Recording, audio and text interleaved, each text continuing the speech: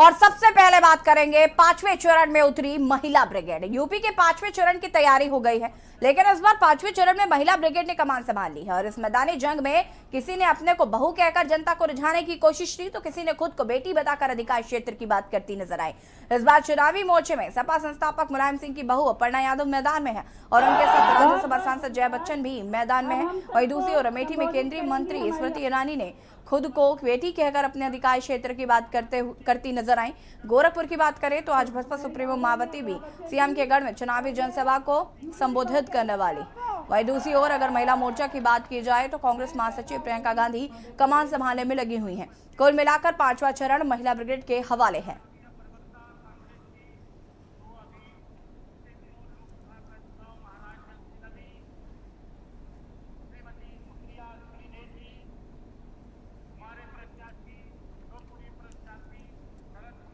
बहुत बहुत धन्यवाद। अब हम सबको संबोधित करेंगी हमारी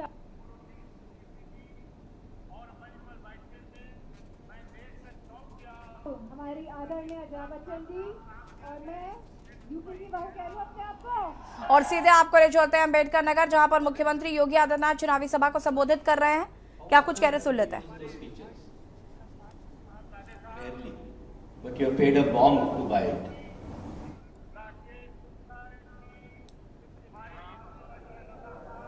उन्होंने 1960 के दशक में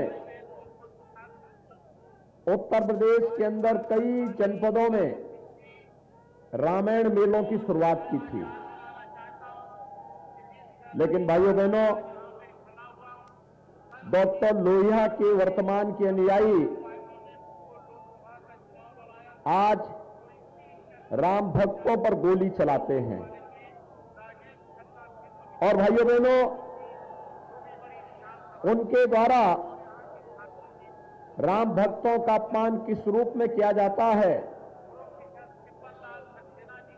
ये किसी से छुपा हुआ नहीं है। हम सब इस बात को जानते हैं कि राम मनोहर लोहिया कहते थे कि एक सच्चे समाजवादी को संपत्ति और संतति से दूर रहना चाहिए। लेकिन ये जो आज के कथित समाजवादी हैं, ये सहयोग सबका चाहते हैं। इनका नारा है सबका साथ, लेकिन सफाई खानदान का विकास। वो उससे बाहर सोच ही नहीं सकते।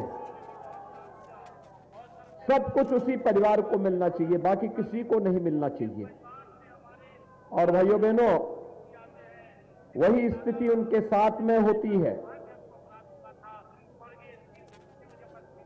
जिन लोगों ने केवल अपने शासन काल में जब उन्हें अवसर मिला, केवल अराजकता फैलाई, गुंडागर्दी फैलाई, हर जगह अव्यवस्था फैलाई, और भाइयों बहनों, उनका परिणाम था उत्तर प्रदेश बदनाम होता गया, दंगे होते गए। अंबेडकर नगर के बारे में कहा जाता है कि यहां पर अंबेडकर नगर में बड़े पैमाने पर यहां के लोग इस विश्वास के साथ कार्य कर रहे थे कि अंबेडकर नगर का भी कभी समय आएगा, ये भी विकास करेगा। लेकिन इन परिवारवादी लोगों ने, जिनको केवल अपने परिवार के लोगों का भला चाहिए था, वे लोग विकास नहीं होने दिए। और आज यही कारण है कि उत्तर प्रदेश के अंदर ये परिवारवादी कभी दंगा कराते हैं, कभी अराजकता फैलाते हैं, कभी गुंडागर्दी करते हैं, और रूप बदलने में तो इतने माहिर हैं कि जो लोग पहले दंगा करा करके राह चलते हुए राहगीरों और व्यापारियों से छिनैती और लूटपाट करवाते थे, उनके राह चलते हुए गुर्गे हमेशा तमंचा रखते थे। आज आप देख रहे होंगे वे लोग हनुमान जी की गदा लेकर के घूमने लग गए हैं। और भाइयों बहनों, आप देखना 2024 में जब लोकसभा चुनाव में हम लोग आएंगे ना, उससे पहले इनमें से ज्यादातर परिवारवादी ऐसे होंगे जो अयोध्या में राम भक्तों के साथ कार सेवा करते हुए दिखाई देंगे। भारतीय जनता पार्टी की वैचारिक विजय का प्रतीक है। भाइयों बहनों, भारतीय जनता पार्टी की सरकार सबका साथ और सबके विकास के भाव के साथ कार्य कर रही है। मैं पूछना चाहता हूं अम्बेडकर वासियों से, आप मुझे बताइए 2017 के पहले बिजली मिलती थी?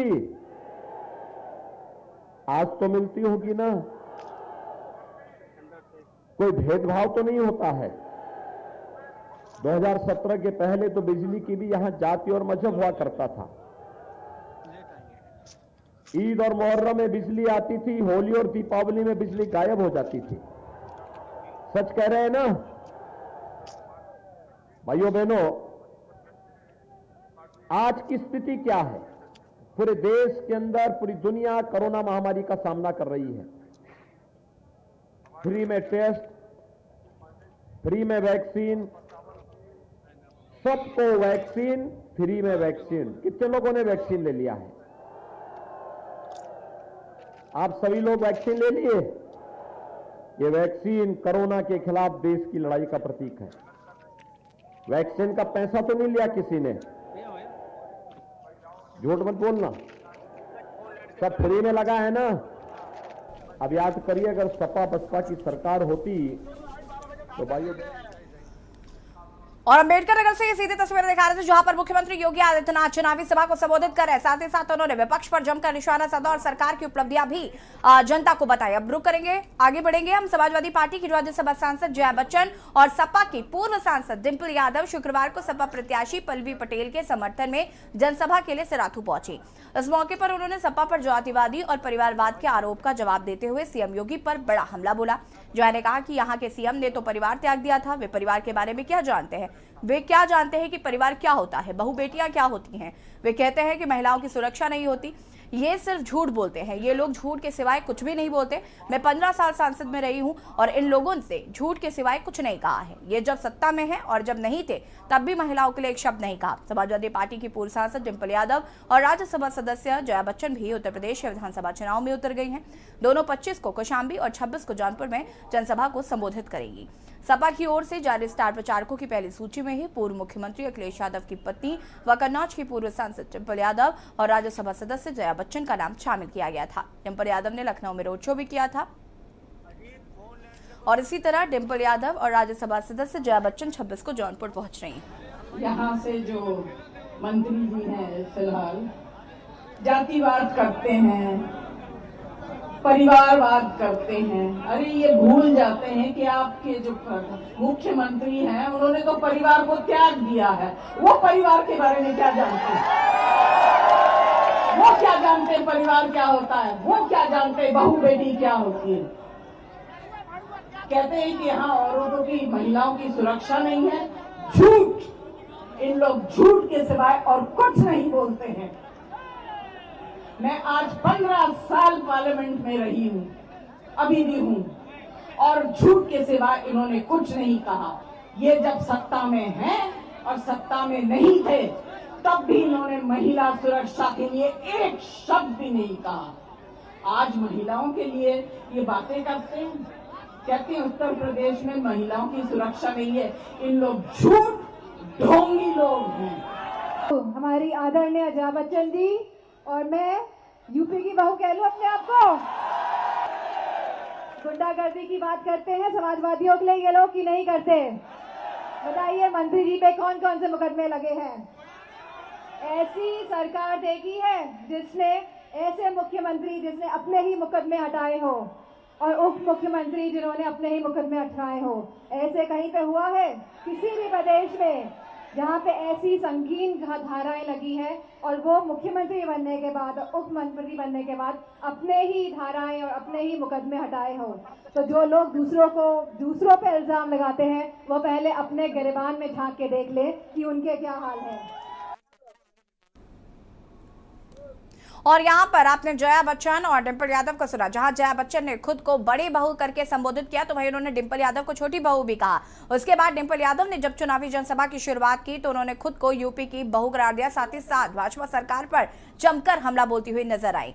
आपको बता दें कि आज जौनपुर में जया बच्चन और डिंपल यादव चुनावी सभा को संबोधित करेंगी। यहाँ वो दोनों मड़ियाऊ मछली शहर में कार्यकर्ताओं से भी मुलाकात करेंगी। यूपी विधानसभा चुनाव, डिंपल यादव और जया बच्चन चुनाव में उतर चुकी हैं, अपने प्रत्याशियों के लिए वोट मांग रही। कांग्रेस महासचिव प्रियंका गांधी भी लगातार दौरे पर हैं और जनता से वोट की अपील कर रही हैं। इसके साथ ही जनता से उनके मुद्दों को लेकर वोट करने को कहा है। यही नहीं, सरकार बनने के बाद जनता के लिए बेरोजगारी दूर करने की बात भी लगातार वो करती हुई नजर आ रही है। इसके साथ ही जातिवाद पर उन्होंने कहा कि जो जातिवाद करते हैं जनता उन्हें अपने नजरिए से समझे और तभी वोट करे। गेहूं और धान का 2500 और 400 रुपए गन्ने का, जहां गन्ने के किसान हैं। यहाँ पे मेरी बहनें आपको कोई नहीं पूछता। और ये जो मुफ्त का गैस सिलेंडर है इसको आप फिर से भर भी नहीं सकते। इसलिए हम सबसे पहले कह रहे हैं कि आपको 3 मुफ्त दे देंगे। महिलाओं को, छात्राओं को मुफ्त मोबाइल फोन, मुफ्त स्कूटी दे देंगे। लेकिन हम अपनी जिम्मेदारी समझते हैं, आपको सशक्त करने का काम हमारा है। इसीलिए आपकी शिक्षा के संस्थान, हर जिले में हम एक महिला के लिए एक केंद्रीय विद्यालय जैसे पाठशाला बनाना चाहते हैं, जहां आपकी बेटियां पढ़े, शिक्षित बने और उनको हुनर भी मिले। हम 40% सरकारी रोजगार महिलाओं को देना चाहते हैं। 25% जितनी भी भर्ती पुलिस में है वो महिलाओं को मिलेंगी, ताकि जब आप पर अत्याचार हो तो पुलिस में, स्टेशन में आपको एक महिला मिले, आपकी मदद करे। इसी तरह से आज आप ब्लॉक के अस्पताल में जाते हैं, पुरुष डॉक्टर मिलता है, अपनी समस्याओं से बात कौन करेगा उससे? तो हमने कहा है कि हर ब्लॉक के अस्पताल में एक महिला डॉक्टर, महिला नर्स होनी चाहिए, ताकि जब आपको समस्या हो आपको एक महिला मिले। आज आप पर जब अत्याचार होता है तो सरकार, प्रशासन, पुलिस अपराधी की मदद करती है, FIR तक दर्ज नहीं करती। उल्टा महिला को जलील किया जाता है और महिला के परिवार पर दबाव डाला जाता है। हम एक कानून लाएंगे जिसके जरिए अगर महिला पर अत्याचार हुआ और 10 दिन के अंदर FIR दर्ज नहीं हुआ तो जो भी अधिकारी उसको रोक रहा है उसका सस्पेंशन कराएंगे। केंद्रीय मंत्री और अमेठी से बीजेपी सांसद स्मृति ईरानी पिछले कुछ दिनों से अमेठी में ही हैं और लगातार बीजेपी के पक्ष में वोट की अपील कर रही हैं। स्मृति ईरानी ने यहां एक जनसभा को भी संबोधित किया। इस दौरान उन्होंने लोगों से बीजेपी के लिए वोट डालने की भी अपील की और उन्होंने यूपी में दोबारा सरकार बनाने को लेकर भी बड़ा दावा किया है। भारतीय जनता पार्टी के नेतृत्व ने कहा कि तिलोई में प्रचार करेंगी, तो मैंने अपने संगठन को बड़े अभिमान के साथ कहा कि बेटियां कभी भी अपने घर के सामने हाथ नहीं फैलाती, अधिकार के साथ अपने परिवार के सामने खड़ी होती। आज यहाँ पर तिलोई विधानसभा के सभी प्रमुख उपस्थित हैं और आज एक बहन के नाते, आपकी दीदी के नाते आपसे पूछने आई हूं, तिलोई का स्वभाव नहीं कि वो अपनी जबान से मुकर जाए। 7 साल से सतत सेवा करती आ रही हूं बहन के नाते। 5 साल से प्रदेश में भाजपा की सरकार है। आज तक कभी भी मंच पर जब खड़ी हुई तो मंकेश्वर जी को कभी नहीं कहा कि संग खड़े रहिए। 5 साल तक राजा साहब ने कहा कि 30 साल से तिलोई की जनता को हम कह रहे हैं कि बस अड्डा बनाएंगे बनाएंगे बनाएंगे। मैं दिल्ली से लेकर लखनऊ तक एक ही तिलोई के स्वर में बोली, मेडिकल कॉलेज दियो, बस अड्डा दो, मुझे तिलोई के लिए काम करवाने हैं। बोला कि नहीं बोला? बोला। पांचवें चरण के मतदान के लिए कल चुनाव प्रचार थम चुका है, लेकिन महिला ब्रिगेड ने ये मोर्चा संभाला और बखूबी अपनी जिम्मेदारी को भी निभाया और कहीं ना कहीं चुनाव जीतने का भी दावा किया गया है, चाहे वो जया बच्चन हो, चाहे वो डिंपल यादव हो, प्रियंका गांधी वाड्रा हो या फिर स्मृति ईरानी हो। और इसी कड़ी में छठवें चरण को लेकर सीएम के गढ़ में मायावती आज जनसभा करने वाली, यानी कि गोरखपुर पहुंचेंगी मायावती और यहां पर जनसभा को संबोधित भी करेंगे। चुनावी जनसभा को संबोधित करेंगी मायावती। सीएम के गढ़ में दोपहर 1:30 बजे चुनावी सभा को करेंगे संबोधित। चंपा देवी मैदान में बसपा सुप्रीमो जनसभा को संबोधित करेंगी। सीएम के गढ़ में दोपहर 1:30 बजे करेंगी जनसभा। चुनावी जनसभा को करेंगी संबोधित। चंपा देवी मैदान में बसपा सुप्रीमो मायावती करेंगी जनसभा।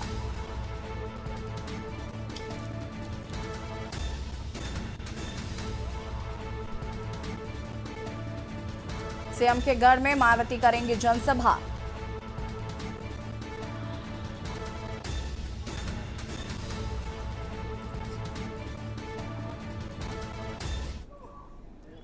और हम बात कर रहे हैं पांचवें चरण में उतरी महिला ब्रिगेड, साथ ही साथ छठवें चरण के चुनावों को लेकर भी। पांचवें चरण का प्रचार प्रसार कल थम चुका है और कल मतदान होने हैं। और छठवें चरण की अगर हम बात करें तो छठवें चरण का मतदान 3 मार्च को होना है। उससे पहले तमाम राजनीतिक दलों की जो बड़े बड़े दिग्गज नेता है वो जनता को लुभाने की पूरी कोशिश कर रहे हैं। और इसी खबर पर हमारे साथ हमारे संवाददाता भी लगातार जुड़े हुए हैं। ब्रजेश गुप्ता हमारे साथ जुड़े हुए हैं महाराजगंज से, अजीत गिरी जौनपुर से और गोपाल वरनवार है अमेठी से। गोपाल, मैं आपसे जानना चाहूंगी पहले, अमेठी में कल स्मृति ईरानी ने चुनावी सभा को संबोधित किया और यहां पर जीत का दावा किया है। क्या सियासी समीकरण जो है वो अमेठी में देखने को मिल रहा है?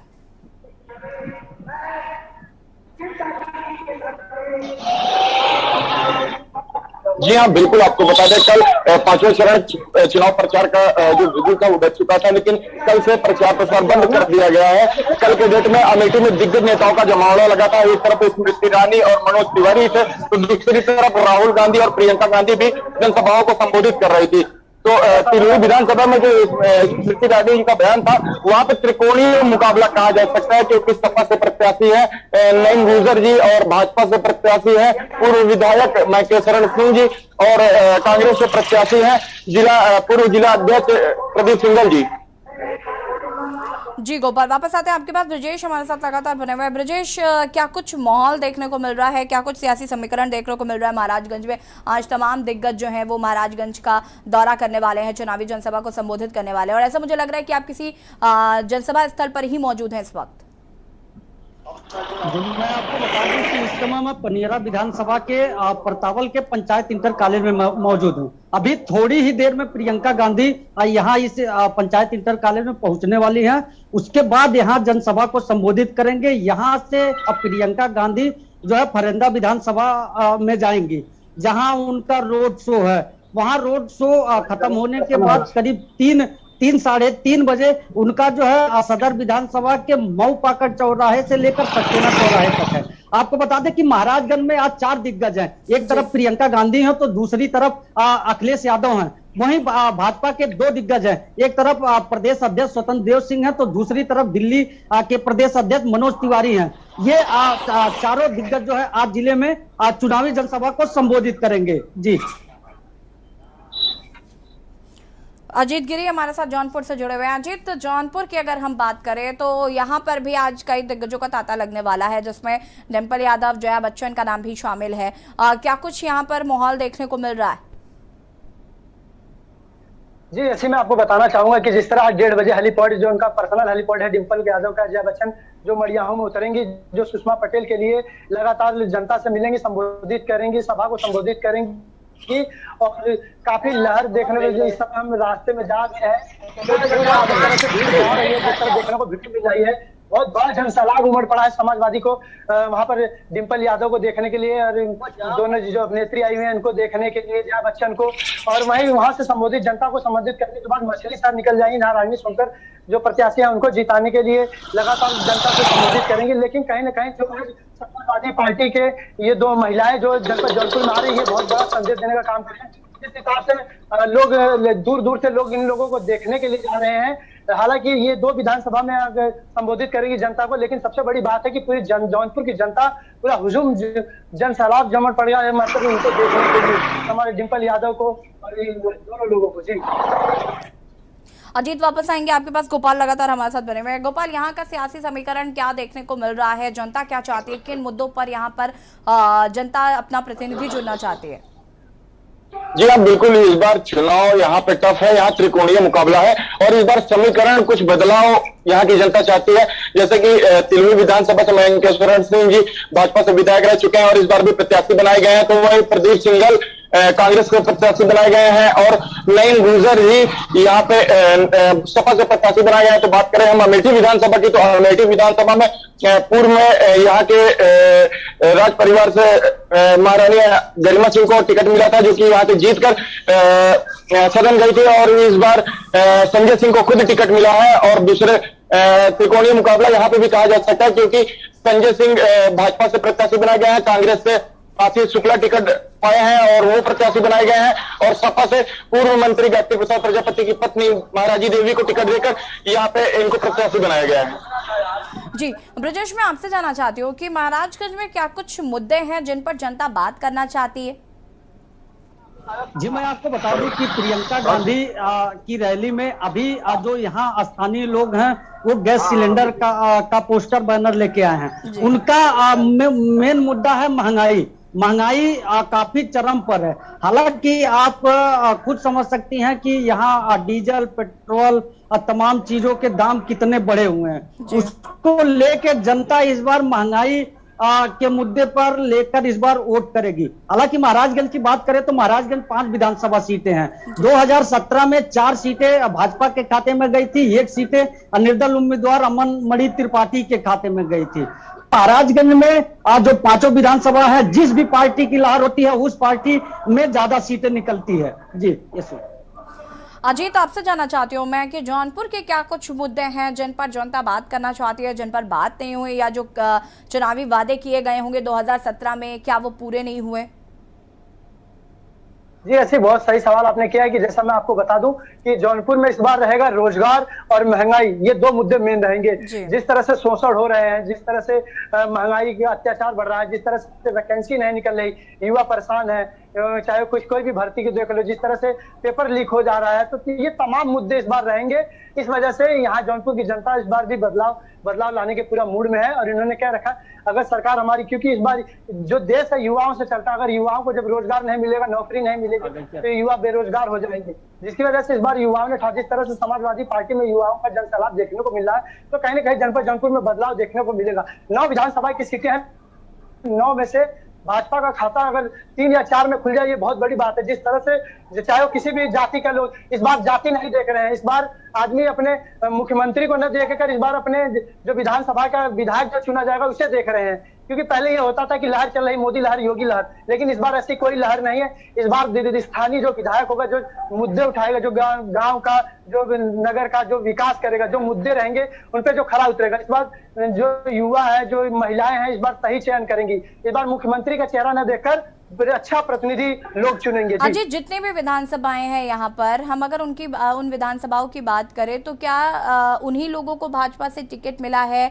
जो लोग पहले से यहाँ पर विधायक थे, या फिर यहाँ पर भी बदलाव किए गए हैं? जी मैं आपको बता दूं कि जैसे मंत्री थे गिरीश चंद्र यादव सदन विधानसभा से, लगभग सभी को सीटें से मिली। मछली शहर में एक हरिजन दलित महिला मिला है, कहीं 2-3 सीटें चेंज की हैं, बाकी सब सेम टिकट मिला है। लेकिन इस बार जो सेम टिकट मिलने का कारण ही भाजपा का हार का कारण बनेगा, क्योंकि विधायक से लोग काफी प्रताड़ित हो चुके हैं। क्योंकि हर कार्यकर्ता, क्योंकि जो विधायक होता है उसकी नींव, जिसकी मजबूती उसकी कार्यकर्ता होता है, लेकिन जब कार्यकर्ता अपनी मजबूरी अपने गाँव की, अपने मोहल्ले की समस्या लेके विधायक के पास जाता है, जब उसकी कार्रवाई नहीं होती तो कार्यकर्ता जो होता है काफी टूट चुका होता है। इस वजह से इस बार कहीं ना कहीं योगी आदित्यनाथ को महंगा भी पड़ सकता है कि जो पुराने कैंडिडेट उनको टिकट देना इस बार महंगा भी पड़ सकता है। क्योंकि जो पुराने लोग हैं, जो जैसे सपा ने जिस नए पुराने नए लोगों को दिया है, टिकट दिया है, कुछ पुराने जो गठबंधन से दिया है, कहीं ना कहीं खड़े उतरने का काम कर रहे हैं। तो कहीं ना कहीं अगर आपको देखा जाए इस बार जो जनता है इस बार मन बना चुकी है। अगर कहीं ना कहीं 9 सीट में से और 50-50 का मामला रहेगा दोनों सपा में और इसमें दोनों पार्टियों में। जी अजित, ब्रजेश आपसे भी मेरा यही सवाल है कि यहाँ पर क्या विधायकों को बदलाव हुए हैं, क्योंकि कई ऐसे विधायक है, सिटिंग विधायक है जिनके भाजपा ने टिकट काट लिया है, समाजवादी ने भी टिकट काटे हैं, ऐसा नहीं है। तो यहाँ क्या देखने को मिल रहा है, क्या यहाँ पर भी प्रतिनिधि बदले गए हैं?